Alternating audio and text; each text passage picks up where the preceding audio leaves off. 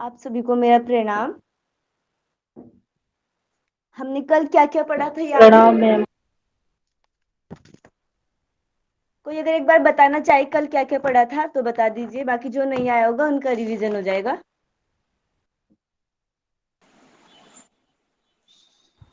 कल हमने हु का डेफिनेशन देखा था। पहले हु के डेफिनेशन के बाद हमने त्रिगुण देखे थे, पंच महाभूत देखे थे, तन्मात्रा, पंच प्राण, उपप्राण, पंचकोश, षडचक्र, तापत्रय, त्रिदोष, अंतराय, और फिर अथर हाँ वो चरक संहिता एंड वो सुश्रुत के तीनों जो हमारे प्रधान हैं उनके बुक्स देखे थे। आयुर्वेद का उद्देश्य देखा था, आयुर्वेद की डेफिनेशन देखी थी एंड अग्नि के प्रकार देखे थे। थैंक यू सो मच, बहुत अच्छा बताया आपने। बाकी मैंने इसमें आपको बताया था, कोई बताइए आयुर्वेद का मीनिंग मैंने बताया था क्या होता है? आयुर्वेद आयु मतलब जीवन, और वेद यानी ज्ञान, यानी जीवन का विज्ञान। यस। जीवन को जानना। हाँ जी। बाकी सबको याद है ना वो जो चीजें मैंने आपको सीक्वेंस के लिए बोला था, वो सब चीजें याद है सभी को? बताइए, आयुर्वेद के दो उद्देश्य बताए थे मैंने। स्वस्थ व्यक्ति के स्वास्थ्य की रक्षा करना और अस्वस्थ यानी रोगी के रोग को दूर करना। यस। जो सुश्रुत संहिता के अकॉर्डिंग मैंने डेफिनेशन बताया था, आपको याद है किसी को वो श्लोक? जो भी है। Yes ma'am. हाँ जी,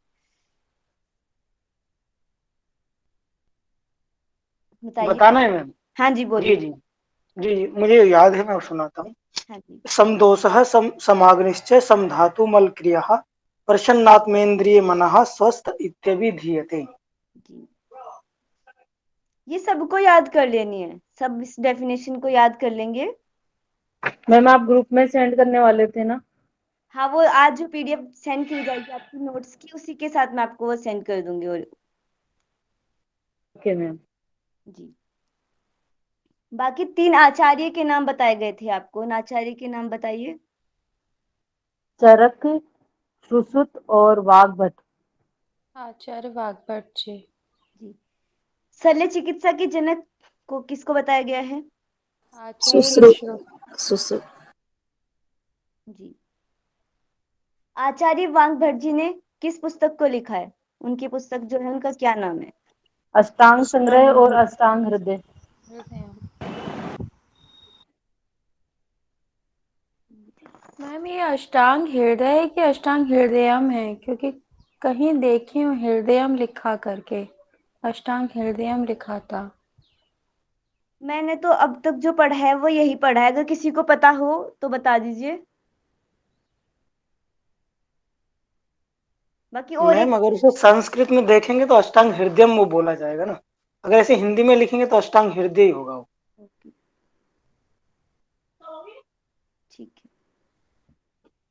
हमने सात धातुओं के नाम पढ़ा था कल, धातुओं के नाम बताइए। रस, रक्त, मांस, मेद, अस्थि, मज्जा, शुक्र। यस। बाकी ये सब चीजें हमने कल देख लिया था। अब हम आगे चलते हैं। आज आपको हम स्क्रीन शेयर कर रहे हैं।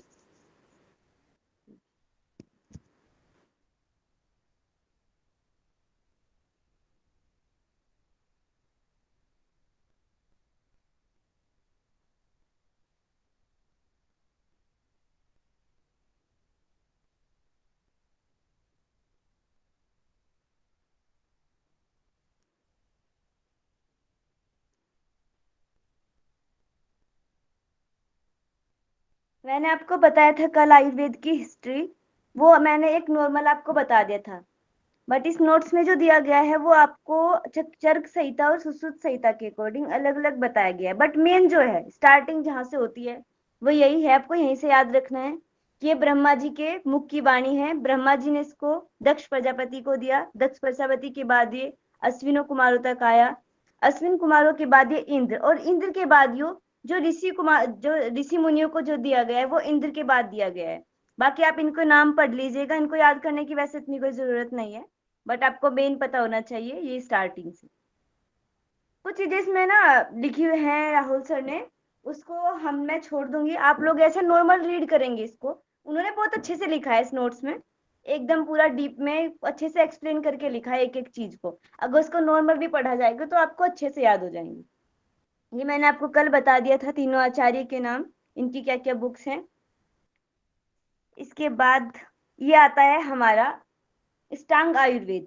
हमारे जो अष्टांग हम अब तक पढ़ते आए ना, अष्टांग योग याद है किसी को क्या क्या आता है अष्टांग योग में? यम, नियम, आसन, प्राणायाम, प्रत्याहार, धारणा, ध्यान, समाधि।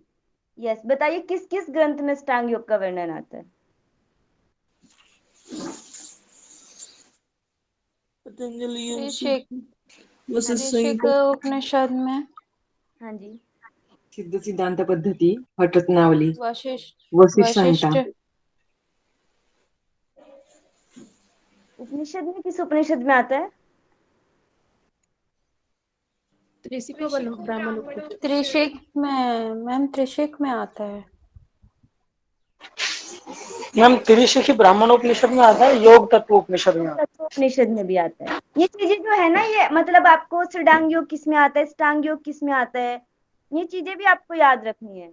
इस तरीके के क्वेश्चंस भी पेपर में पूछे जाते हैं। मोस्टली क्या होता है, ऐसे इसी तरीके के क्वेश्चंस बनते हैं, क्योंकि इससे क्या हो रहा है, एक एक साथ दो दो टेक्स्ट कवर हो जाते हैं। तो आप लोगों को ये भी चीजें याद करके रखना है। मैं इसलिए बीच में इसलिए आपको पूछा जाता है ताकि आपका रिवीजन हो जाए। अब ये देखिए अष्टांग आयुर्वेद, इसमें क्या है, आयुर्वेद के 8 अंग बताए गए हैं जिसको अष्टांग आयुर्वेद कहा गया है। ये जो है ये बहुत बड़ा है, इनका एक्सप्लेनेशन अगर देखा जाए तो ये बहुत लंबा लंबा है, हमें ये नहीं देखना है इतना, सिर्फ नॉर्मल आपको 8 अंगों के नाम याद होना चाहिए। बाकी क्योंकि अभी तक वैसे कोई क्वेश्चंस पूछा नहीं गया है इनसे, बट मेन ये है कि आपको बेसिक तो पता होना चाहिए आयुर्वेद का। तो आप स्टार्टिंग से देखिए, फर्स्ट में आता है काय चिकित्सा। काय यानी कि हम लोग मानते हैं काया यानी कि बॉडी, पर यहाँ पे काया चिकित्सा का जो नाम दिया गया है वो लिया गया अग्नि चिकित्सा। अग्नि यानी कि हमारी जठर अग्नि। तो इसमें जो बताया गया है वो इस तरीके से बताया कि हमारी जठर अग्नि किस तरीके से काम करती है। हमारी जो मेडिकल साइंस के हिसाब से बोला जाता है ना, एनाबोलिज्म, कैटाबोलिज्म, मेटाबोलिज्म, जो ये प्रोसेस होती है इसको इसी के अंतर्गत रखा गया है काय अग्नि चिकित्सा की।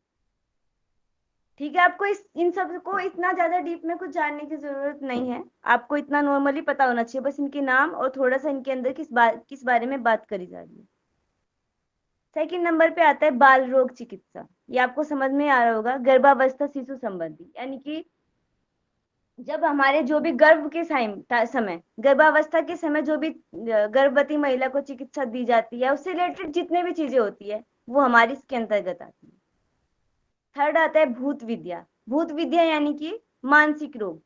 देखा होगा ना आपने, अब तो इतना पता चल गया है सबको, इतनी नॉलेज हो गई है कि जो हमारी मानसिक बीमारियां होती है उनका ट्रीटमेंट किया जा रहा है। पहले क्या होता था, अगर किसी को ऐसी कोई दिक्कत होगी तो ये बोल दिया जाता था कि इसको कुछ हो गया है, भूत भूत, इन सब की बातें बहुत करी जाती थी। तो इस तरीके से इन्होंने बताया है अब कि भूत विद्या यानी कि हमारे जो मानसिक रोग होते हैं, मानसिक रोगों से रिलेटेड जितनी चीजें हैं उनका ट्रीटमेंट क्या है, वो उसके कारण क्या है, वो सब इसके अंतर्गत आते हैं। फोर्थ नंबर पे आता है शल्य चिकित्सा, यानी कि सर्जरी। सर्जरी से रिलेटेड जितनी चीजें होती हैं वह इसके अंतर्गत आती है। फिफ्थ नंबर पे आता है शल्य तंत्र। शल्य यानी कि हमारा इससे लिया गया है, इसको बोला गया है ईएनटी। ईएनटी का मीनिंग पता है किसी को? बताइए। Ear nose nose year nostril. हाँ जी। तो शल्य तंत्र के अंतर्गत बताया गया है कि हमारे जो ऊपर का ये क्लेविकल से ऊपर का जो रीजन होता है, इसमें क्या करते हैं, हमें ज्यादा ये चीजें बहुत छोटी होती है ना, हमारे आंख नाक कान कितने सूक्ष्म होते हैं, तो इनके लिए ज्यादातर क्या होता है, छोटे छोटे औजारों की जरूरत पड़ती है। तो इसलिए उन्होंने इनको शल्य तंत्र ये अलग से रखा गया है। 6 नंबर पे आता है हमारा आगत तंत्र। आगत तंत्र में हमारे विष चिकित्सा के बारे में बताया गया है कि किस पौधे से कौन सा विष बनता है, इसमें पूरा ज्ञान उन्हें बताया कौन से विष को कौन सी किस चीज से काटा जा सकता है। पूरे विष का ज्ञान जो आता है वो हमारे आगत तंत्र के अंतर्गत आता है। 7 नंबर पे हमारा रसायन तंत्र आता है। आप लोग बता दीजिएगा अगर ज्यादा स्पीड बढ़ रही होगी तो। रसायन तंत्र के अंतर्गत आता है रस यानी कि हमारा अन्न। हमारी जो रस होता है इनके हमारे जो धातुएं हैं उनको रस बोला गया। आयन यानी कि उनको उनको बनाने वाला। उनमें जो अगर हमारी सप्त धातु जो होती है अगर उनमें कोई भी डिसबैलेंस हो गया है या किसी में कोई कमी हो गई है उनको जो पोषण देता है वो सब रसायन तंत्र के अंतर्गत पढ़ा जाता है। 8 नंबर पे आता है हमारा वाजीकरण तंत्र। वाजीकरण तंत्र जो होता है हमारा ये हमारा रिप्रोडक्टिव सिस्टम। रिप्रोडक्टिव सिस्टम से रिलेटेड जितनी भी प्रॉब्लम्स होती है उन सब के लिए हमारे वाजीकरण तंत्र में बताया गया। आप लोगों को ये सब ये 8 की 8 चीजें हैं, बस आपको इतना नॉर्मल आपको ज्ञान होना चाहिए किसमें क्या बताया गया। बाकी आपको इससे ज्यादा इनको पढ़ने की कोई जरूरत नहीं है। नाम याद होने चाहिए और मेन है कि आपको पता होना चाहिए कि आयुर्वेद के कितने अंग है। 8 अंग है उसको अष्टांग आयुर्वेद बोला गया है। किसी को कोई डाउट है इसमें? ये कुछ नो मैम। मैम और एक बार रिपीट कर दीजिए ना प्लीज। हाँ हाँ जी, देखिए स्टार्टिंग से देखते हैं। सबसे फर्स्ट में लिखा है काय चिकित्सा। काय जो होता है मतलब हमारा शरीर, काय बॉडी को बोला जाता है। तो इसमें जो बताया गया है उसको अग्नि चिकित्सा से इन्होंने लिया है। तो हमारा शरीर कैसे बनेगा? हम लोग खाना खाते हैं, हमारा खाना अच्छे से पचेगा तभी तो हमारे शरीर को पोषण मिलेगा। तो इन्होंने जो बताया है कि काय चिकित्सा मेनली हमारे जठराग्नि से रिलेटेड है। जठराग्नि से रिलेटेड जितने भी काम होते हैं हमारी, जैसे उसमें बताया जाता है ना कि एनाबोलिज्म, कैटाबोलिज्म, मेटाबोलिज्म जो प्रोसेस होती है वो सब चीज हमारी अग्नि चिकित्सा के अंतर्गत आती है। बाल रोग चिकित्सा यानी कि गर्भावस्था के समय जो भी हम लोग एक गर्भवती महिला को ट्रीटमेंट देते हैं, जो उनको पोषण दिया जाता है, उनका ध्यान रखा जाता है, उससे रिलेटेड जो भी बातें बताई गई हैं वो हमारी बाल रोग चिकित्सा के अंतर्गत आती है। 3rd नंबर पे आता है भूत विद्या। भूत यानी कि साइकोलॉजिकल प्रॉब्लम्स जो होती है, मानसिक रोग जो होते हैं। अब तो सब लोगों को पता है, जानते हैं सब लोग। अब इनको धीरे धीरे ज्ञान प्राप्त कर लिया गया कि मानसिक बीमारियां भी कुछ होती है। पहले नहीं पता था तो उनको ऐसे ही समझ लिया जाता था कि इसको कुछ हो गया है, भूत टाइप ऐसी बातें करी जाती थी। पर ये पुराने समय से ही पता है। देखिए हमारे आयुर्वेद कितने पुराने, उसमें भी ये चीज लिखी गई है कि भूत विद्या टाइप करके कुछ नहीं होता है, भूत वगैरह ये नहीं होते हैं। बट अब धीरे धीरे जैसे जैसे आगे प्रगति बढ़ रही है तो धीरे धीरे इन चीजों को समझा जा रहा है। उसके बाद आता है हमारा शल्य चिकित्सा। शल्य यानी कि सर्जरी। सर्जरी ऑपरेशन जो हो रहे हैं। अब जो बोला जाता है कि मेडिकल साइंस में ये सब इतनी वो प्रगति करी जा रही है, ये सब चीजें सीखी जा रही हैं, ऐसा नहीं है। हमारे जो सुश्रुत हुए हैं, सुश्रुत आचार्य जी हुए, उन्होंने पहले से इन सब का ज्ञान था, उन्होंने पहले से ये सब चीजें लिख कर रखी थी। तो इसमें पूरी हमारी सर्जरी के बारे में बताया जाता है, ऑपरेशन कैसे होता है, ये सब चीजें ऑपरेशन से रिलेटेड सब उसके अंतर्गत आती है। शालक्य तंत्र में आता है हमारा जो हमारे, आप देखिए ईएनटी। ईएनटी मतलब उन्होंने बताया कि हमारे जो ऊपर का ये क्लेविकल से ऊपर का जो रीजन होता है ये बहुत सूक्ष्म होते हैं, बहुत छोटे छोटे अंग होते हैं और इनके ट्रीटमेंट के लिए हमें छोटे छोटे औजारों की, सूक्ष्म औजारों की आवश्यकता पड़ती है। तो उससे रिलेटेड जो जानकारी मिलती है वो शालक्य तंत्र के अंतर्गत आती है। आगध तंत्र को इन्होंने बोला है विष चिकित्सा। किस पौधे से कौन सा विष बन रहा है, अगर किसी को जैसे जानवर ने काट लिया तो उसके विष को काटने के लिए आपको क्या ट्रीटमेंट देना है, कौन सा विष देना है, ये सब चीजों का ज्ञान जो जाता है वो हमारे आगध तंत्र में आता है। रासायन तंत्र में आता है, रासायन यानी कि रस, हमारी 7 धातु, आयन यानी कि उनको पोषण करने वाला। वह रस जो हमारी धातुओं का पोषण करता है, हमारी धातुओं को बढ़ाता है, वो हमारे रासायन तंत्र के अंतर्गत आता है। नंबर लास्ट आता है वाजीकरण तंत्र। वाजीकरण तंत्र जो आता है हमारे रिप्रोडक्टिव सिस्टम से रिलेटेड है। प्रोडक्शन से रिलेटेड अगर किसी को प्रॉब्लम है तो उसका जो ट्रीटमेंट है वो हमारे वाजीकरण तंत्र के अंतर्गत आता है। Okay ma'am, thank you. Okay, ये आपको बता दिया गया था पहले ही। आयुर्वेद जो है वो किस वेद का उपवेद है? अथर्ववेद। अथर्ववेद। ये बात आप याद रखेंगे। अब हम जो मैंने कल आपको बताए थे सबके बारे में, पंच महाभूत, इन सब के बारे में बताया गया था, अब उसको पढ़ते हैं कि उनका कैसे क्या रिलेशन है आयुर्वेद के साथ। फर्स्ट हमारे पंच महाभूत आते हैं, पृथ्वी, आकाश, वायु, अग्नि, जल एंड पृथ्वी। अब इसमें जो फर्स्ट दिया गया है इन्होंने बोला है कि जो हमारा शरीर होता है वो पंच महाभूतों से मिलकर बना है। और शरीर के जो मूल तत्व होते हैं, मूल तत्व में क्या आएगी, शरीर में हमारे मूल क्या है, हमारे दोष हैं, हमारी धातु है और हमारे मल। इन तीन चीजों के मेल से हमारा पूरा शरीर बना होता है। अब इन्होंने कुछ द्रव्य की इसमें बात करी है। जैसे फर्स्ट है, जो जो चीजें हमारे, जैसे हम लोग खाना खाते हैं तो कहते हैं हमारा शरीर पांच तत्वों से मिला है। तो हम कुछ भी खाते हैं तो हमें उससे पांचों तत्वों की पूर्ति होती है। आपको बताया गया होगा ना, आपके हाथ में 5 उंगलियां हैं, इनमें भी पांचों तत्व हमारे विद्यमान है। पता है किसी को कौन सी उंगली में कौन से तत्व की बताई गई है? The little finger, water, and हाँ जी, ring finger, वायु, ये आकाश, इंडेक्स फिंगर, थंब इज अग्नि, ये वायु, वायु। या आकाश, पृथ्वी, रिंग फिंगर इज पृथ्वी। ऐसे आपको याद रखना है। देखिए सबसे बड़ा कौन है और सबसे पहले कौन आया है? आकाश। तो हमारे हाथ में सबसे बड़ी उंगली कौन सी है? मध्यमा। Middle finger. तो इसी में आकाश को बोला गया है। अब आप देखिए सबसे छोटी उंगली जो होती है, इसमें क्या आता है? जल। जल। जल। उसके साइड वाली उंगली में क्या आएगा? पृथ्वी। पृथ्वी। यस। पृथ्वी। और अंगूठे तो हमेशा याद रहता है सभी को, अंगूठे में क्या आता है? अग्नि। अग्नि। और उसकी अग्नि। साइड वाली उंगली में वायु। तो इसलिए बोलते हैं पहले से पुरानी चीजें हैं कि अगर आप हाथ से खाना खाते हैं, देखा है ना, हम हाथ से खाना खाते हैं, चावल जैसे कुछ बनता है, तो बोला जाता है कि अगर आप हाथ से खाना खाते हैं तो उससे हमारे पांचों तत्व जो होते हैं वो हमारे खाने में मिल जाते हैं और हमारे शरीर की पांचों तत्वों की पूर्ति करते हैं। ऐसी ये पुरानी बातें हैं। तो अब ये चीज जो बताई गई है इसमें द्रव्य के बारे में बताया गया है।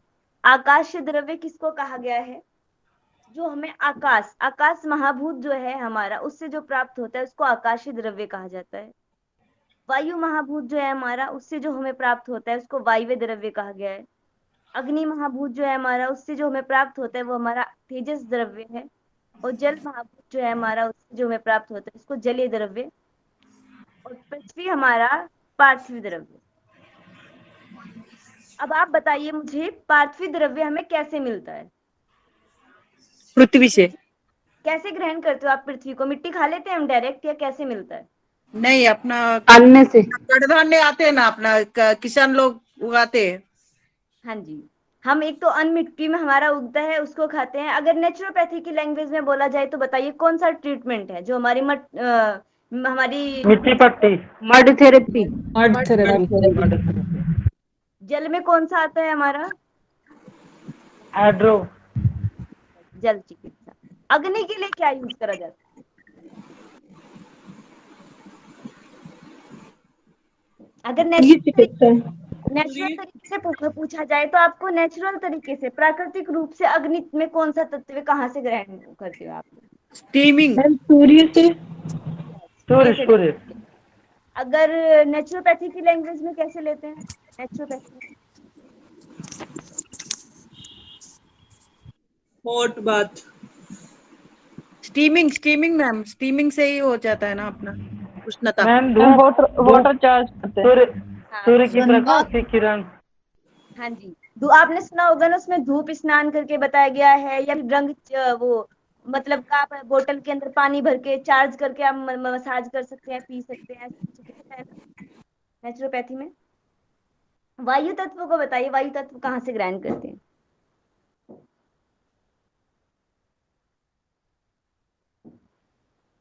वायु तत्व की अगर हमें अपने शरीर में पूर्ति करनी है तो किस तरीके से लिया जाता है उसको? ऑक्सीजन को बढ़ा के मैम ये प्राणायाम द्वारा। हाँ जी। मुझे लगा आप डायरेक्ट ऑक्सीजन बोल रहे हो। ऑक्सीजन सिलेंडर से लेते हैं या फिर प्राणायाम कर लेंगे? जी प्राणायाम के द्वारा वायु। और आकाश तत्व?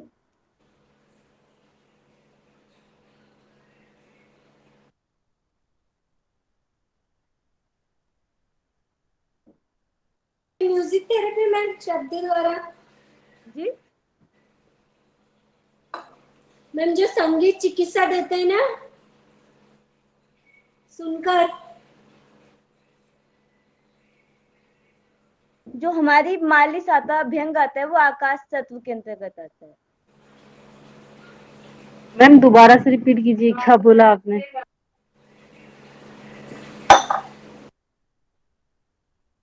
हेलो। मैम आकाश तत्व के लिए क्या बताया आप? मसाज जो आता अभ्यंग। है, मसाज। Massage, okay. देखो आकाश तत्व क्या होता है, हमारे शरीर में जो खाली स्थान है, खाली स्थान को आकाश बोला गया है ना। हमारे शरीर में जो खाली स्थान को बनाए रखने का काम करता है वो आकाश तत्व का होता है। तो ये नॉर्मल चीजें थी, आपको इसी तरीके से देखना है। अब हम आते हैं पंच महाभूतों के गुण। ये पंच महाभूतों के गुण इतने कुछ है नहीं कि आपको बिल्कुल रटना है इनको, नॉर्मल आप ध्यान से पढ़ेंगे तो आपको याद हो जाएगा कि किस तत्व का कौन सा गुण है, ये आपको पता होना चाहिए। अब सबसे पहले बता, आकाश तत्व आता है।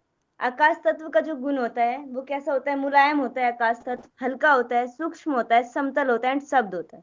शब्द जो लास्ट में दिया गया है वो उसकी तन्मात्रा है, तन्मात्रा शब्द के लास्ट में बताई गई है।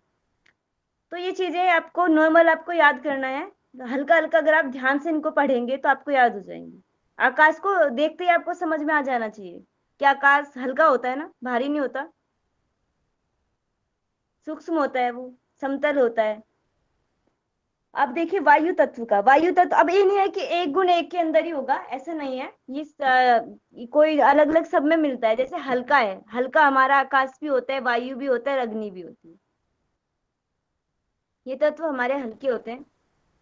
उसके बाद हम वायु तत्व को देख रहे थे। वायु तत्व मैम जो आकाश को सूक्ष्म में क्यों लिया गया है यहाँ पे?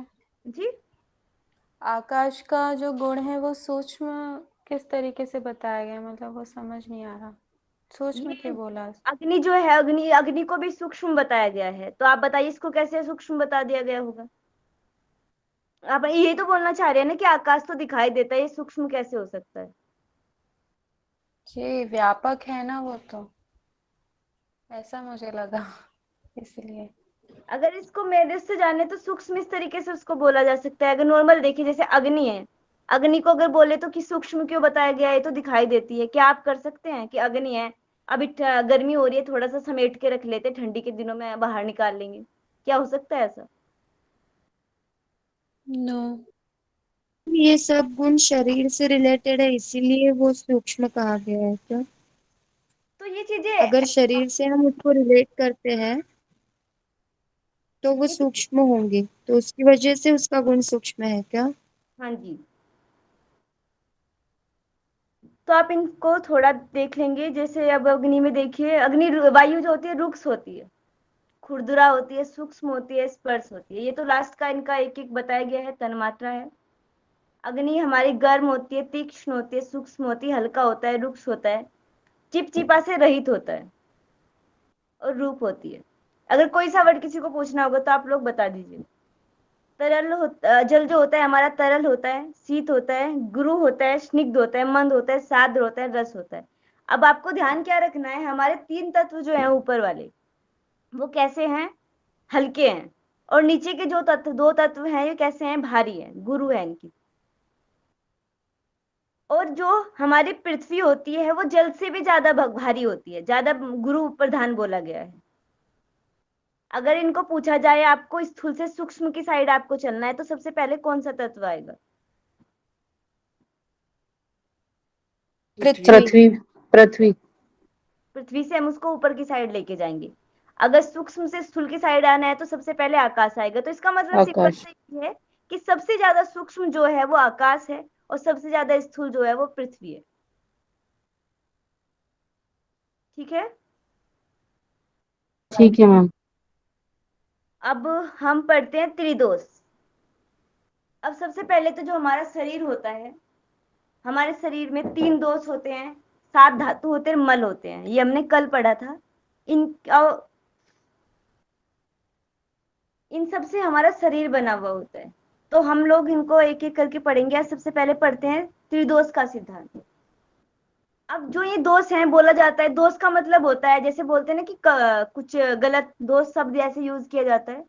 बट यहाँ पे इन्होंने बताया कि इनके लिए दोष क्यों बोला गया है, क्योंकि इन्हें दोष इसलिए बोला गया है कि जब भी हमारी ये तो नॉर्मल बोला जाता है कि जब भी हम जरूरत से ज्यादा अगर खा लेंगे तो भी हमें समस्या हो जाती है, अगर हम नहीं खाएंगे तो भी। तो बोला गया है कि जब भी इनकी अवस्था में कोई भी ये ज्यादा बढ़ जाते हैं या फिर ये ज्यादा कम हो जाते हैं तो ये रोगों का कारण बन जाते हैं, और इसलिए इनको दोष कहा गया है। और जब ये दूषित हो जाते हैं तो हमारी जो 7 धातु होती हैं उन उन इनके कारण वे भी दूषित हो जाती हैं, तो इसलिए इनको दोष कहा गया है।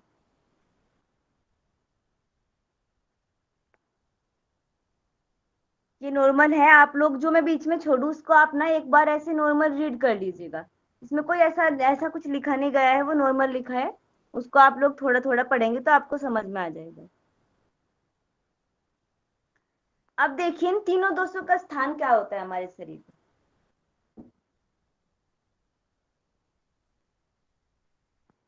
इन तीनों दोषों का जो नॉर्मल हमें अगर हम वैसे नॉर्मल देखिए तो आपको एक तो चीज नॉर्मल याद करके रखना है, बाकी इसमें दिया है बहुत सारा, वो तो है ही।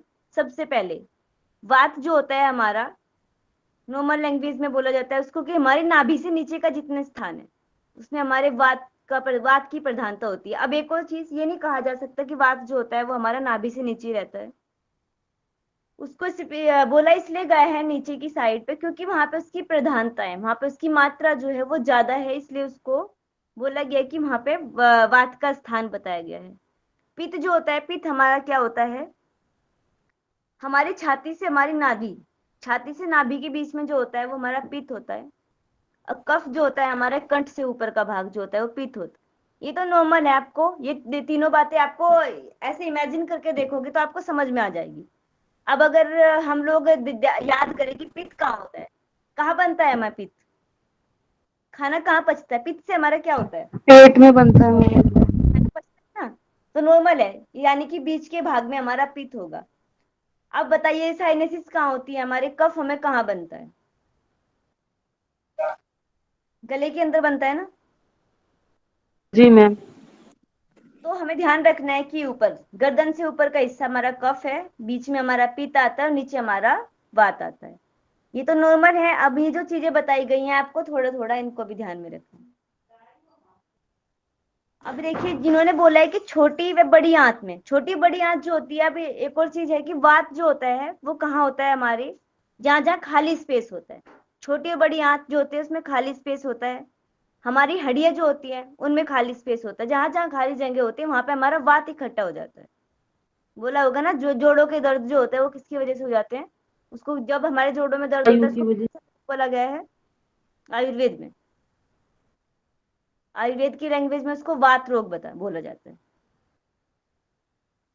अब ये देखिए पित्त का, पित्त जो होता है हमारा पसीना होता है, हमारी लसिका होती है, हमारे पाचन संस्थान होते हैं, मूत्र संस्थान होते हैं, इन सब में हमारा पित्त होता है।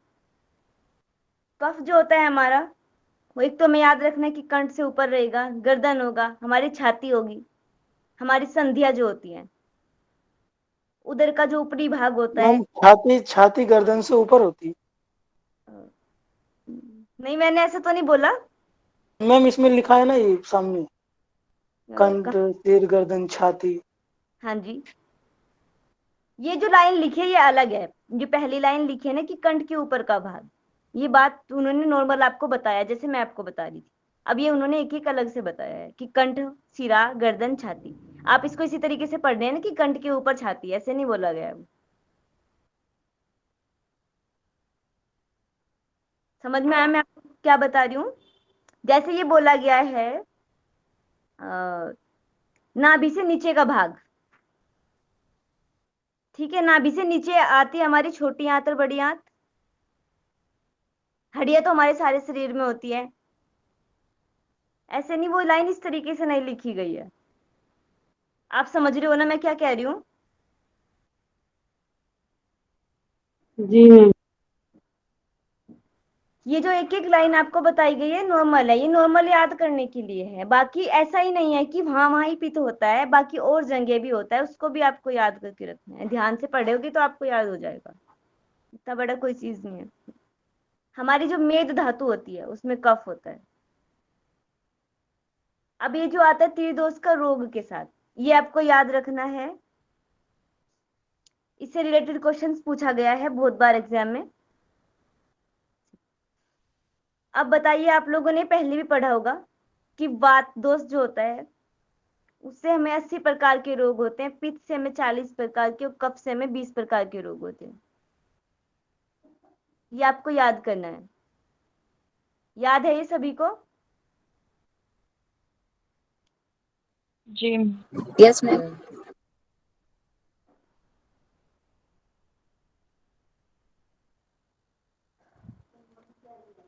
अब ये बताइए अच्छा कि ये जो 20 प्रकार के कफ रोग बताए गए हैं, ये षटकर्म में किस क्रिया के अंतर्गत बताया गया है कि 20 प्रकार के रोग उस क्रिया से ठीक होता है? याद है किसको? धोती। धोती। धोती। पित्त के लिए आपको कौन सा करना चाहिए षटकर्म? वस्त्र धोती। वस्त्र धोती। वस्त्र धोती। वमन भी। वमन वमन। वमन धोती। वस्त्र धोती किसने बोला था?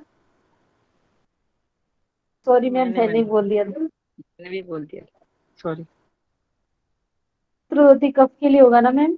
हाँ जी, कफ के लिए होता है। अच्छा, वात दोष के लिए क्या करा जाता है अगर वात दोष हो जाए तो? बस्ती क्रिया। बस्ती क्रिया। छोटी आंत के लिए बस्ती क्रिया होती है। चलिए आगे जब उनके वो बताए जाएंगे तब इनको देख लेंगे। अब देखिए ये क्वेश्चंस भी एक बार एग्जाम में पूछा गया था कि हमारे त्रिदोष का पंच महाभूत के साथ क्या संबंध है। और मेन पूछा गया था कफ का, कि कफ जो होता है उसमें हमारे कौन से महाभूत आते हैं। तो आपको इनको याद करके रखना है। अब स्टार्टिंग से देखिए, इसको याद करने का सिंपल सा तरीका है, वात पित्त कफ, ऐसे एक लाइन में याद करके रखते हैं हम लोग। आकाश के बाद कौन सा तत्व आता है हमारा? वायु। वायु के बाद अग्नि, अग्नि के बाद जल, जल के बाद पृथ्वी। बस जल हमारा 2 बार रिपीट हो रहा है, बाकी का सेम है।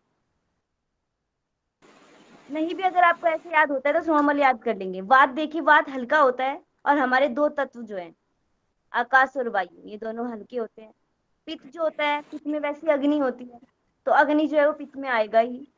और अब आप नॉर्मल याद कर देखिए कि जब पित्त जो होता है, अगर हम वमन करते हैं, पित्त निकलता है बाहर, तो किस में होता है? वो लिक्विड फॉर्म में होता है, यानी कि जल भी उसमें विद्यमान होता है।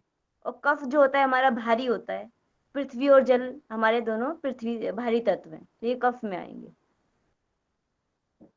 याद हो गया ये सबको? ये याद करनी है आपको, ये वाली चीज भी, ये भी आपका इम्पोर्टेंट है, और ये भी, ये दोनों चीज बिल्कुल आप ध्यान से एकदम रट लेंगे। इनमें गलती नहीं होनी चाहिए। बहुत बार इन दोनों से बहुत बार क्वेश्चंस पूछे जा रहे हैं।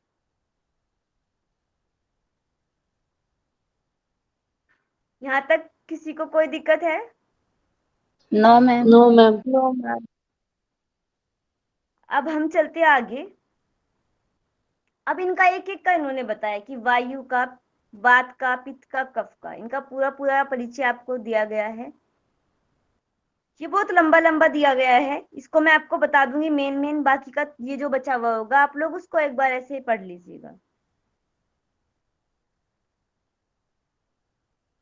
अब देखिए वायु, वायु में अगर हम मानते हैं तो वायु का जो काम होता है वो क्या काम करती है? वायु हमें गति, वायु का काम जो होता है हमारे गति देने का काम करती है वायु। ये लिखा है कि जो तत्व शरीर में गति या उत्साह उत्पन्न करे वह वात अथवा वायु कहलाता है।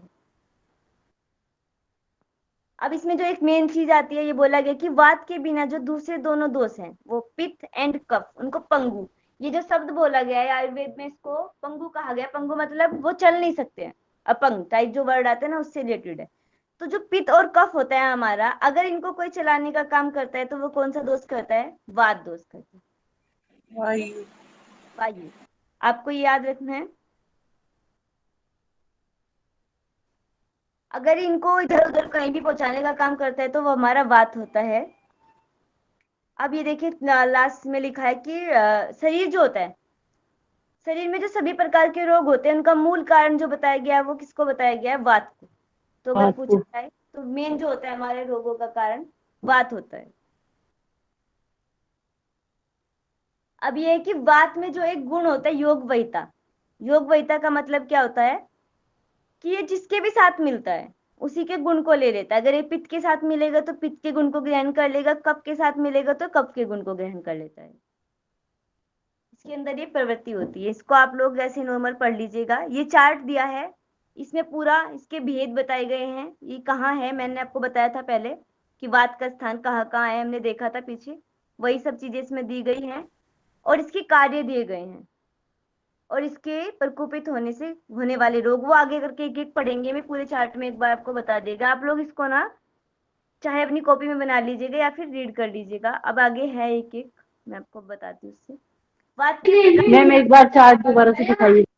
ये चार्ट में भी लिखा है। मैं आपको ये जो अलग से बताऊंगी ना, ये वही सेम है इसमें। चार्ट में तो वो इसलिए ऐड कर दिया गया ताकि आपको एक जगह मिल जाए। ये सब चीजें जो आगे आपको बताया जा रहा है वही है ये भी। अब देखिए, सबसे पहले वात के प्रकार बताए गए हैं इसमें। कितने प्रकार क्या है वात के प्रकार? वायु के प्राण, अपान, 5। समान। यस, इनके गुण जो बताए गए हैं, वात के जो गुण होते हैं, वायु के जो गुण होते हैं ना, वही सेम है। कुछ एक दो चीज इसमें अलग से दी गई है, उसको आप लोग देख याद कर लीजिएगा। हाँ, इसको आप पढ़ लीजिएगा, इसमें कोई इतनी बड़ी बात कुछ नहीं लिखा है। अब ये देखिए इसके गुण जो बताए गए हैं। पहला आता है रुक्षता। रुक्षता यानी कि जो हमारे शरीर में रूखापन टाइप आ जाता है, वो सब क्या है कि किसके कारण आता है? हमारे वात के। अगर किसी के शरीर में वात दोष बढ़ जाता है तो क्या होता है? उसकी स्किन कैसी हो जाती है? ड्राई हो जाती है। तो ये सब चीजें, या हमारी रुक्षता का मतलब ये होता है शीतलता। इसमें ये सब चीजें वैसे बहुत अच्छे से लिख रखा है उन्होंने, राहुल सर के नोट्स हैं उन्होंने, तो आप लोग इनको पढ़ेंगे तो आपको ऐसे भी समझ में आ जाएंगे। शीतलता का मैम मतलब, ये नोट आज शेयर कर दीजिएगा प्लीज। हाँ जी हाँ जी, क्लास के बाद मैं आपको ये भेज दूंगी। शीतलता का मतलब होता है कि अगर आप लोगों किसी को भी, जैसे आपने देखा होगा कि जो वात, जिनको वात रोग होता है उनको ज्यादा ठंडा ऐसा खाना नहीं खाना चाहिए, क्योंकि क्या होता है हमारे ज्वाइंट्स जो होते हैं उनमें जकड़न टाइप पैदा हो जाती है। लघुता हमने पहले भी देखा है कि वात जो होता है वो हल्का होता है, सूक्ष्म होता है, हर जगह होता है। चंचलता, जो हमारे शरीर में हमारे जो मूवमेंट्स होते हैं, इनको जो करने का काम करता है, वो किसका होता है? वायु का होता है। चंचलता। हाँ जी। विषाद का मतलब होता है चिपचिपाहट, जो हमारे शरीर में फैलने का, मुड़ने का, जो हमारे जॉइंट्स जो काम करते हैं, वो इन सब का काम होता है वात का। खर यानी कि खुरदुरापन।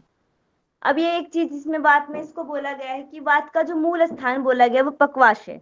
आयुर्वेद में इसको पक्वास से बोला गया है, एनाटॉमी की लैंग्वेज में इसको डियोडिनम कहा जाता है। तो आप पक्वास से याद रखेंगे, अगर बहुत बार पूछा जा सकता है कि उसको पक्वाश कहा जाता है। वात का जो मूल स्थान बताया गया है। और मैम आपने वो बताया था योग कुछ करके, योग वाहिता, वो क्या था? योग वहिता का मतलब होता है कि जैसे बोलते हैं ना कि वात जो होता है, कहाँ पर था वो, इसका मतलब नॉर्मल था कि वात जो होता है, ये योग वहिता का मतलब होता है कि किसी किसी के अंदर ऐसे क्वालिटी होती है कि वो जिसके साथ मिलता है उसी के जैसा हो जाता है। तो वात जो होता है, इन्होंने कहा कि वो जिस भी दोस्त के साथ मिलेगा उसी के गुण को अपने अंदर ले लेगा। अब ये देखिए लिखा है, जिस प्रकार जब वात पित्त दोष के साथ मिलता है तो उसमें दाहक, उष्णता आदि पित्त के गुण आ जाते हैं।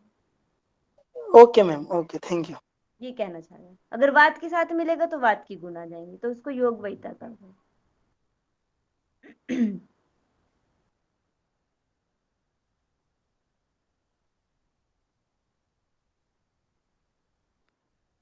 तो बताइए, वात जो होता है उसका मूल स्थान क्या बताया है? डोड्यूनम। डियोडिनम, बकवासी। पक्वाशी। अब ये देखिए, वात अगर प्रकोपित हो गया है, वात के किस कारण हमें वात दोष होता है? अब पहले आता है इसमें वेग रोध। अगर हमारे जो मल मूत्र छींकना, इन सब की जो क्रियाएं चल रही होती है, अगर हम इनको रोकते हैं तो हमें क्या हो जाता है? वात रोग हो जाता है। सेकंड देखिए, खाए हुए भोजन, अगर हमने खाना खाया और हमारा खाना अच्छे से पचा ही नहीं है, जी के टेस्ट के चक्कर में और हमने और उसके ऊपर से खा लिया, तो उसके कारण भी हमें वात दोष हो जाता है। जब देखा होगा आपने, नॉर्मली रात को ज्यादा जगते हैं या ऊंचा बोलते हैं तो उन लोगों को भी वात दोष हो जाता है। और ये देखिए नॉर्मल, ये सब नॉर्मल सी चीजें हैं, आप लोग इनको पढ़ोगे। अब इसमें एक आता है कि जो वर्षा ऋतु वात जो होता है, आगे ही आएगा आपका पूरा इसमें बताया गया है, फिर भी इसको आप यहाँ पे भी देख लीजिए। वात जो होता है किस ऋतु में ज्यादा बढ़ जाता है, इन्होंने कहा है कि वर्षा ऋतु में जो होता है ना, अगर इन सब चीजों को भी आप नहीं खाओगे या नहीं करोगे तो भी आपका वात दोष जो होता है वो प्रकोपित हो जाता है, बढ़ जाता है वर्षा ऋतु में। आगे ये लिखा है, वहां पे पूरा अलग अलग सबके साथ बताया गया है, पर इस तरीके का क्वेश्चन पूछा जाता है कि मैम ऊंचा बोलने के साथ इसका क्या रिलेशन है? एक बार फिर से रिपीट करिए, आपकी बात मैंने नहीं सुनी। हेलो। मैम अभी आपने कहा ना ऊंचा बोलने से भी बात बढ़ जाता है, वो रिलेशन पूछ रही है बात का और ऊंचा बोलने का। इसमें नॉर्मली अगर देखा जाए तो वैसे मुझे स्पेसिफिक मैं इसका कारण नहीं जान बोल बता पा रही आपको, और अच्छे से फिर मैं कल बता दूंगी। नॉर्मली एक आ जा सकता है अगर आप देखें तो वो मैं आपको ऐसे नहीं बता रोहित, तो कल को आपको पूछ के या फिर अच्छे से बता पाऊंगी, मैं भी नहीं जान पा रही हूँ। किसी को पता हो तो आप लोग बता दीजिए। ठीक है मैम, आप मे कल भी बता मैम दीजिए। क्रोध ज्यादा जिसको आता है और तेज बोलते हैं उनको डायजेशन की दिक्कत हो जाती है, क्योंकि डायजेशन का ठीक से नहीं रहता है ऐसे नॉर्मली लाइफ में भी देखें तो। हाँ नॉर्मल अगर देखा जाए तो ऐसा मैंने देखा है, बाकी मुझे इसका स्पेसिफिक कारण नहीं पता है, मैं आपको कल बता सकती हूँ। Okay ma'am.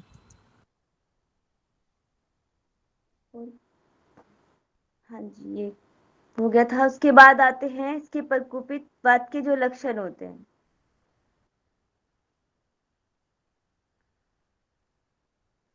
चलो आप नॉर्मल बताइए, वात अगर प्रकोपित हो जाता है तो सब नॉर्मली जो आप वैसे नॉर्मल देखते हैं, हम कौन सा लक्षण दिखाई देता है, कौन सी बीमारी हो जाती है वात की वजह से? मैम हड्डियों से संबंधित रोग हो जाता है ना, यस, अर्थराइटिस हो जाती है। वात रोग आयुर्वेद में। तो इसमें इसके लक्षण बताए हैं, वही नॉर्मल बोला है कि वात रोग में वृद्धि हो जाती है, हड्डियों संबंधी रोग हो जाते हैं। इसके उपचार दिए हैं कि आपको क्या क्या उपचार करना चाहिए। बताइए, अगर हमारी हड्डियों में जब ये हो जाता है, अर्थराइटिस हो जाता है, तो हम लोगों को क्या बोला जाता है नॉर्मल? अगर हम घर पे नॉर्मल चिकित्सा देते हैं तो उसमें हम सब क्या यूज करते हैं? मसाज करने के लिए। मसाज करने की बोला जाता है। तो इसमें बताया गया है आपको स्नेह पदार्थ, घी बोला गया है ना कि आपको घी का सेवन करना चाहिए, घी खाना चाहिए, तेल खाना चाहिए, ऐसी चीजें खानी चाहिए, या अगर नहीं कोई खा पाता तो उसको मसाज करनी चाहिए, लगा लेना चाहिए। उष्ण जल से स्नान करना चाहिए। बाद जो होता है बस्ती, जैनिमा, ये भी आप इसमें ले सकते हैं। इसमें कुछ और चीजें बताई गई हैं, ये लोग ये द्रव्य आप इनको पढ़ लीजिएगा।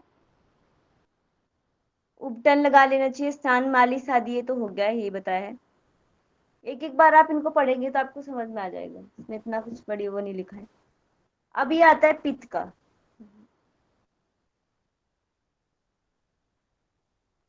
पित्त का क्या होता है कि पित्त यानी कि गर्म ताप जो हमारे शरीर में गर्मी उत्पन्न करता है, तपतीता पितम, जो हमें गर्मी देता है वो क्या कहलाता है? पित्त कहलाता है। अब पित्त को अगर हम लोग, ये तो आयुर्वेद की लैंग्वेज में पित्त हो गया, अगर एनाटोमी में इसको बोलते हैं तो क्या कहा जाता है बताइए? कृष्ण दोबारा से रिपीट।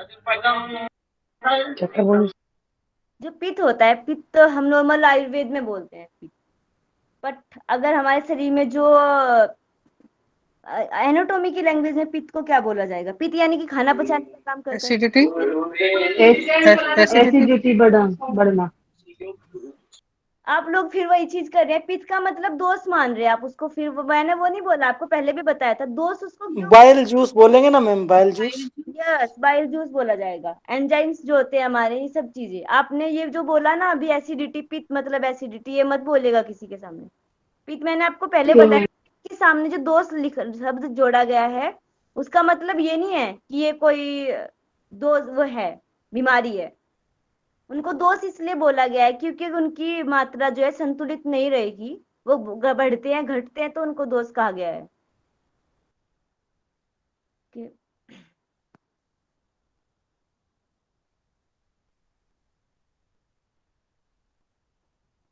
यस, पित्त के बारे में पढ़ लिया हमने। अब पित्त के इसमें गुण बताए गए हैं, जैसे हमने वायु के गुण पढ़े थे ऊपर, वही ऐसे ही पित्त के गुण हैं। कि पित्त जो होता है स्निग्ध होता है, यानी चिकना होता है। उष्ण यानी कि गर्म होता है। तीक्ष्ण यानी कि तीक्ष्ण पाचन, जलन करने वाला होता है। तीव्र गति वाला होता है, तरल होता है। कच्चे मांस जैसी इसमें गंध होती है। ये नॉर्मल है, समझ में आ रहा है ना? ये इसके गुण बताए गए हैं क्या क्या होता है।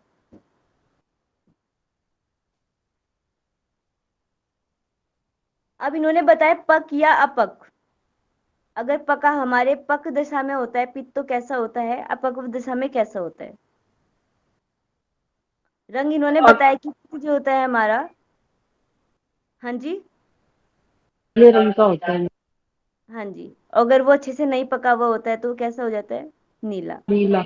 नॉर्मल सोचिए आप लोग, आपका जब खाना नहीं पचता तो कैसा होता है हमें। अगर हमें वमन करते हैं, हमारा जैसे हमने खाना खाया और हमें एक तो वमन हम नॉर्मल करते हैं, तो उसमें इतनी कोई दिक्कत नहीं होती। अगर हमें इंडाइजेशन हो गया, कुछ भी हो रहा है, अपच हो गया, कैसा भी कोई समस्या है, तो हम बोलते हैं ना कि वमन कर लेते हैं। तो आपने महसूस करा होगा कि उसका जो टेस्ट होता है वो चेंज हो जाता है, होता है ना। जी। वही चीज बता रहे हैं, पक्व दशा में जो पीत होता है वो नीला होता है, खट्टा उसका स्वाद हो जाता है।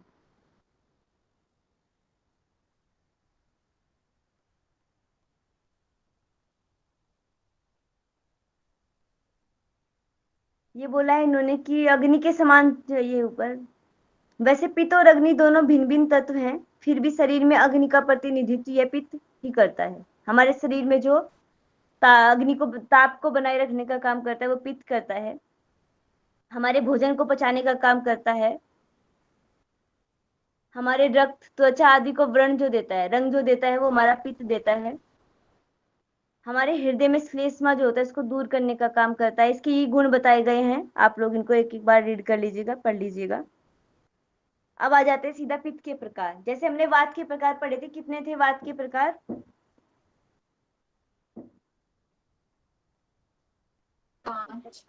80। 80। हाँ, मैंने आपको पित्त से होने वाले रोग नहीं पूछा है, पित्त के प्रकार आपको पूछा है। 5। ऐसे तो आपको वहां पे पित्त के प्रकार लिखा होगा और आप 80 ढूंढेंगे, कैसे चलेगा ऐसे? ये नहीं करना है आपको, ध्यान से सुनिए क्या बोला जा रहा है। 80 40 20 जो बताया था मैंने, वो आपको बताया था कि पित्त, इन तीनों के प्रकोपित होने से क्या रोग हो जाते, कितने प्रकार के रोग होते हैं, वो बताया था। ये इसके प्रकार बताए जा रहे हैं कि वात के 5 प्रकार थे, इसी प्रकार पित्त के भी 5 प्रकार है। पाचक पित्त, रंजक पित्त, साधक पित्त, आलोचक पित्त एंड भ्राजक पित्त। आपको इनका नाम याद करना है और इनका स्थान, ये कहाँ कहाँ होते हैं। पाचक पित्त तो नॉर्मल समझ में आ रहा होगा ना, कहाँ होता है? लीवर में।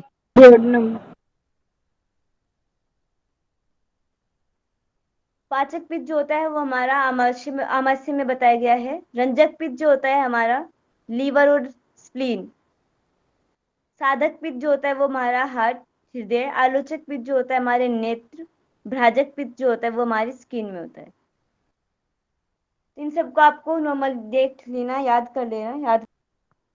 ये चार्ट जो था पीछे हमने बात का चार्ट देखा था, ये पित्त का है।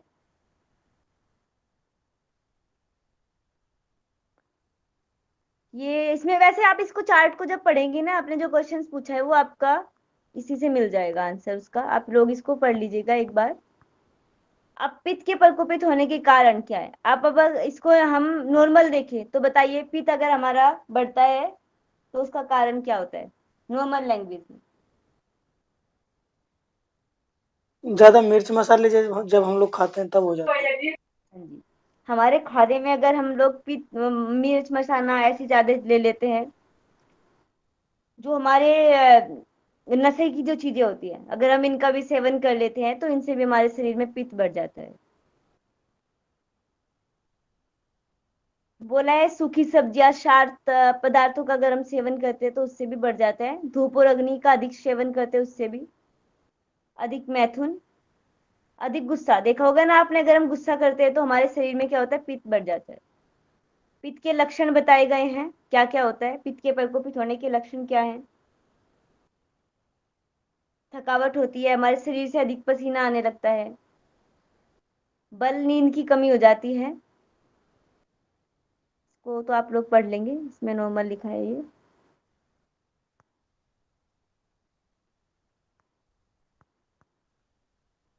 अगर पित्त हमारे शरीर में बढ़ गया है, उसको कम करने के लिए हम क्या करते हैं। ठंडा खाते हैं। अगर पित्त बढ़ गया है तो हम ठंडी चीज ही खा लेंगे। और आपने ये बताया चीजें देनी पड़ती है।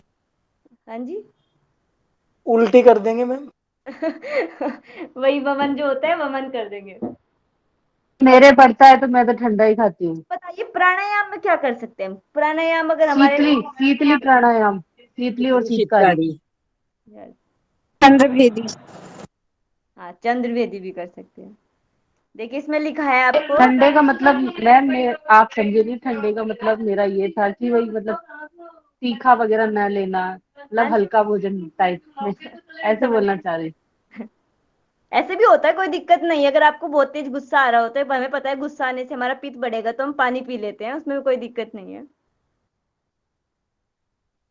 तो अभी देखिए इसमें लिखा है घृतपान। अगर आपका पित्त बढ़ा हुआ है तो आप घी भी खा सकते हैं। स्निग्ध सौम्य पदार्थों का सेवन कर सकते हैं। अब ये देखिए घृत कुमारी किसको बोला जाता है, बताइए क्या होता है। एलोवेरा।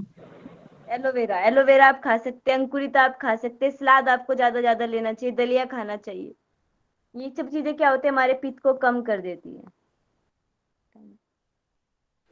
है। सब्जी में तोरई की सब्जी और ये सब खा सकते हैं ना, जो ठंडे होते हैं। हाँ जी, जिनकी प्रकृति ठंडी होती है वो चीजें आप ले सकते हैं। अच्छा बताइए आप, अगर हमारा पित्त बढ़ा हुआ है तो हमें आइसक्रीम खा लेनी चाहिए। नहीं मैम। क्यों भाई, वो तो ठंडी होती है, क्या दिक्कत है उसे खाने में। नहीं नहीं मैम, मैम। वो तो गर्मी करेगी अंदर जाके, गर्म तासीर होती है उसकी। ओके। उससे उष्णता बढ़ती है। मैंने तो सोचा था भाई ठंडा होता है, पित्त कम कर देगा। जैसे मैम फ्रिज का पानी पीने से गर्मी बढ़ती है शरीर में। ओके, चलिए कफ और पित्त हो गया है। अब आता है हमारा, ये सॉरी, वात और पित्त हो गया। अब आता है कफ। कफ यानी कि श्लेष्मा, इसका ये दूसरा नाम है, आप इसको भी याद रखेंगे।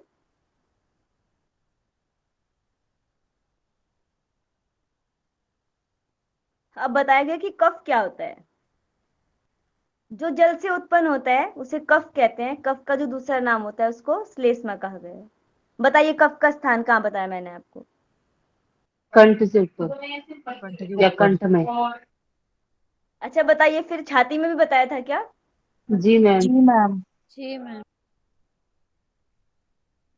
ओके, याद है मतलब सबको। मैम जुकाम लगती है तो हमारी छाती में भी तो पेन होता है।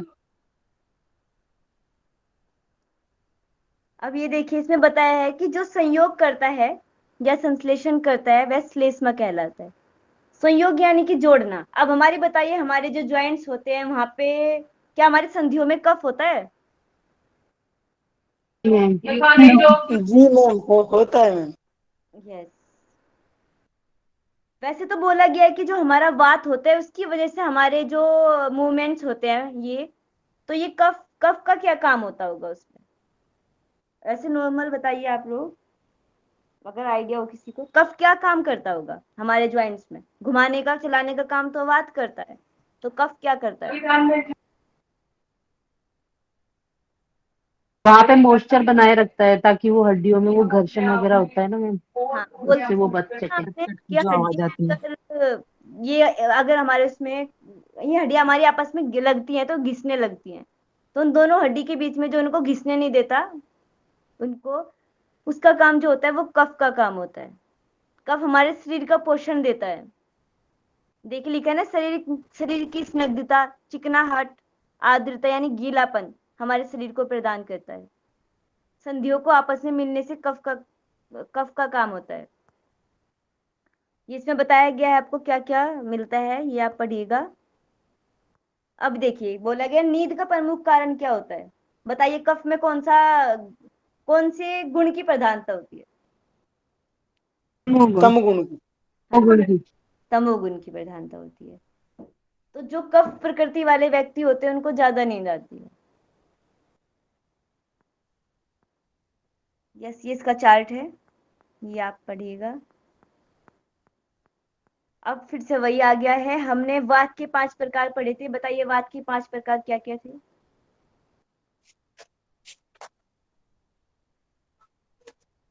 वात के तो मैम वही थे, पंच प्राण, उदान, प्राण, समान, अपान, व्यान। याद है किसी को? मैम एक ही याद है मुझे तो, रंजक, बस एक ही। याद है किसी को? किसी ने नोट डाउन कराओ, बताइए। रंजक तो मैम वात के पित्त पूछ रहे का हैं ना था। आप? अब पित्त के बताइए, पित्त के। मैम मैम पाचक, ये तो 5 है। रंजक, राजक, साधक, साधक, आलोचक। आर्तक, भ्राजक। भ्राजक। तो ऐसे ही जैसे उनके 5 प्रकार थे, इसी प्रकार कफ के भी 5 प्रकार होते हैं। क्लेदक, अवलंबक, बोधक, तर्पक एंड श्लेषक। इनके स्थान बताए गए हैं, ये कहाँ होते हैं। आप लोग ना इनको ऐसे कुछ भी ट्रिक भी बना सकते हैं, उसकी तरीके से भी इसको याद कर सकते हैं। ठीक है, जैसे सर बोधक मैं बोला जाता है, तर्पक बोले तो हाँ जी, सिर का भाग है। हाँ जी, सिर में इसका स्थान होता है। और तर्पक श्लेषक बोले तो अस्थि। अस्थियां, हाँ जी। ये सबको जैसे अलग अलग नाम दे दिया गया है कि जो चीज जहां रहती है उसको क्या नाम दिया जाएगा। है तो वो कफ ही, बट उसके काम के हिसाब से। जैसे श्लेषक जो होता है वो क्या करता है, हमारी इसमें हड्डियों में स्निग्धता का काम करता है, तो उसको श्लेषक नाम दे दिया गया है। इनको सीखे इनके काम के हिसाब से। जो पीछे चार्ट है ना, मैंने आपको बताया था, इसको आप पढ़ेंगे तो आपको इससे पता चल जाएगा, इसमें दिया है उनका काम क्या क्या। Okay okay ma'am. हाँ जी। अब बताइए कफ कफ रोग अगर हमारा दूषित हो जाता है तो कितने प्रकार के रोग होते हैं। 20 प्रकार की। यस। अब ये कफ के गुण बताए गए हैं। टाइम भी हो गया है क्लास का, तो पूरा कर देते हैं। आप लोग इसको पढ़ के आइएगा फिर। कफ के गुण बताए हैं। कफ का एक सबसे नॉर्मल गुण होता है, कफ भारी होता है, शीत होता है, मृदु होता है, स्थिर होता है, मंद होता है, गीला होता है उसका स्वभाव, इसका रंग जो होता है वो सफेद होता है, रस जो होता है वो मधुर होता है। ये आगे आएगा आपका, इसमें इसको पता चल जाएगा आपको, पूरा वो अलग से दिया गया है।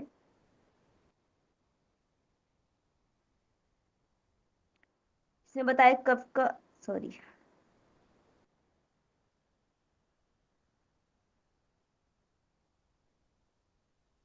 अब देखिए कारण दिए गए हैं।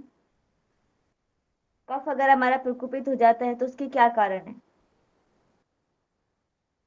ये रस बताए गए, इसमें मधु अमल। आगे जब हम रस पढ़ेंगे, पता है वैसे किसी को कितने रस बताए गए आयुर्वेद में। 6।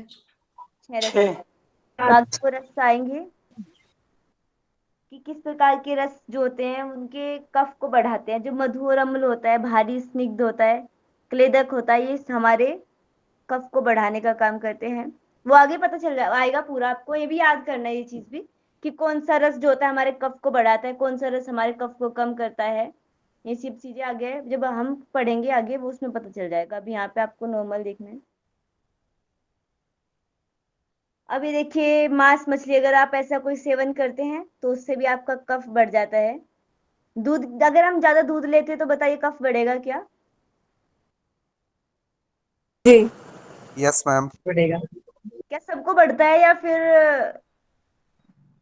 स्पेसिफिक पर्सन्स को बोला जाता है। कि सबको तो ऐसे नहीं बोला जा सकता, बट जो कफ प्रकृति वाले होते हैं उनको अगर वो ज्यादा दूध की मात्रा लेते हैं तो उनको कफ बढ़ जाता है। अगर आप लोग दिन में सोते हैं, कफ प्रकृति वाले व्यक्तियों को दिन में नहीं सोना चाहिए। अगर वो दिन में सोते हैं तो उनके अंदर कफ की मात्रा बढ़ जाती है। कफ जो होता है हमारे आलस्य करने से, हम अगर ज्यादा आलस्य करते हैं, व्यायाम नहीं करते हैं, तो भी हमारे कफ बढ़ जाता है। इसमें फिर ऋतु के बारे में बताया गया है, बसंत ऋतु। बताइए, वात मैंने आपको बताया था, वात किस ऋतु में बढ़ जाता है? वर्षा ऋतु में। वर्षा ऋतु में। इसको तो आप ऐसे भी रखेंगे, वात यानी वर्षा। अब कफ जो होता है हमारा, बसंत ऋतु बोला गया है। और इनका ना समय भी होता है, मैंने हाँ ये चीज छोड़ी आपको, चलो आपको मैं हाँ इसमें बताया, समय के हिसाब से भी बताया गया है कफ वात पित्त कफ को, कि अगर हमारा सुबह का समय होता है तो हमारे किस का दोष की प्रधानता होती है? कफ की प्रधानता। अगर हमारा दोपहर का समय है तो किस कफ की होगी? पित्त की। पित्त की। और रात के समय हमारे वात दोष की। ये वायु। होता है हमारे समय के हिसाब से, हमारी आयु के हिसाब से भी इन तीनों को बताया गया। अगर हम बचपन में होते हैं तो कौन सा कफ हमारा दोष हमारा बढ़ा हुआ होता है? कफ। कफ। युवा अवस्था में, यंग जो होते हैं, पित्त। पित्त। वृद्धावस्था में हमारा वात। देखा होगा ना, वायु। बुढ़ापे में ज्यादा जोड़ों से रिलेटेड ये सब चीजें होती है, तो वात दोष हमारे बुढ़ापे की अवस्था में बड़ा होता है। तो आप लोग को ये भी ध्यान रखना है, दिन के हमारे समय के हिसाब से और हमारे आयु के वर्ग के हिसाब से। प्रकोपित पित्त के लक्षण बताए गए हैं, क्या क्या हो जाता है ये तो आप देख लेंगे। अगर हमारा पित्त बढ़ गया है तो उसको शांत करने के लिए हमें क्या क्या करना चाहिए? कौन से इसमें रस लेने चाहिए? जैसे इसमें बताया, कटु और तिक्त आपको लेना चाहिए, कसाई रस लेना चाहिए। जो पित्त को बढ़ाती है ऐसी औषधियों का सेवन आपको नहीं करना चाहिए। पुराने शहद का सेवन नहीं करना चाहिए। धूप में ज्यादा नहीं करना चाहिए। ये सब चीजें हैं, ये पढ़ लेंगे आप इसको। आप यहाँ तक ना, ये हो गया है आपका तीनों दोषों का। आगे प्रकृति आएगी, प्रकृति के हिसाब से तीनों दोष आपके खत्म हो गए यार। इन सब तीनों दोषों को पढ़ के आइएगा, इनके गुण लक्षण। आपको इतना ज्यादा याद नहीं करना है कि आप बिल्कुल इनको याद करने लग जाएंगे। नॉर्मल अच्छे से पढ़ेंगे तो आपको याद रहेंगे। बाकी को जो जो मैंने चीजें आपको बताई हैं वो आप अच्छे से याद कर लेंगे, नोट डाउन भी कर लेंगे। ओके, सब लोग कमर गर्दन सीधी करके बैठेंगे, आंखें बंद, मन शांत। विश्वानि देव सवितर्धुर्तानि पराशुव, यद्भद्रं तन्मेयाशुव। ओम शांति शांति शांति, सर्वारिस्तु शांतिर्भवतु। दोनों हाथों को रब करेंगे, आंखों पे लगाएंगे, धीरे से आंखें खोलेंगे। आप सबका बहुत बहुत थैंक यू धन्यवाद। Ma'am. Thank you ma'am. Thank you ma'am.